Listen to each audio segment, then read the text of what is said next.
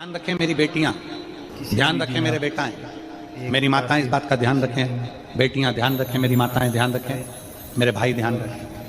इसके ऊपर जिस दिन तुम्हारा मन करे, जिस दिन तुम्हारा दिल करे, उस दिन 3 ध्रुवा घर में पार्थिव शिवलिंग का निर्माण कर लिया। जिस दिन तुम्हारा दिल कर जाए कि आज मेरा मन है मैं पार्थिव शिवलिंग बनाऊं, गमले में से मट्टी लो, खेत में से मट्टी लो, जहां से मट्टी ले सकते हो। घर के बाहर कोई गमला हो, बगीचा हो, शहरों में जमीन पर कहां मट्टी ढूंढने जाओगे? तुम्हारे जो गमले लगे रहते हैं उसमें से मट्टी ले लो, पर छोटा सा पार्थिव शिवलिंग का निर्माण। वीडियो को पूरा देखें, समझ लेना जरा। आपको ये पूरा उपाय। तुमने पार्थिव शिवलिंग बनाया, जलाधारी बनाई, और साथ में 3 लोटा जल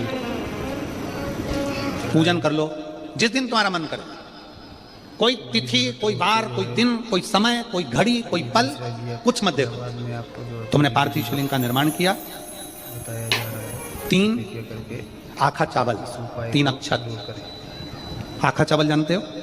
साबुदाना, आखा चावल, 3 चावल के दाने, एक गणेश जी की जगह, एक अशोक सुंदरी की जगह, एक षडानंद कार्तिकेय जी की जगह, 3 चावल दाने। 3 दुर्वा, एक गणेश जी की जगह, एक अशोक सुंदरी की जगह, एक षडानंद कार्तिकेय जी की जगह। 3 बेलपत्र, जहां पर माता पार्वती जी का आपने ये जलाधारी बनाई है, उसी जलाधारी पर यहां से पानी बहता है, इसके ठीक विपरीत में यहां 3 बेलपत्र, तीनों रख दीजिए।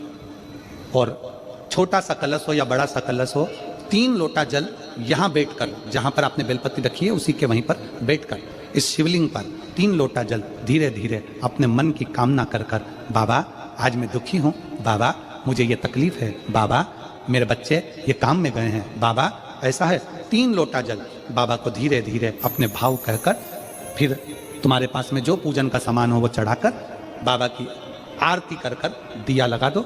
जब दिया ठंडा हो जाए उस शिवलिंग का विसर्जन कर दो।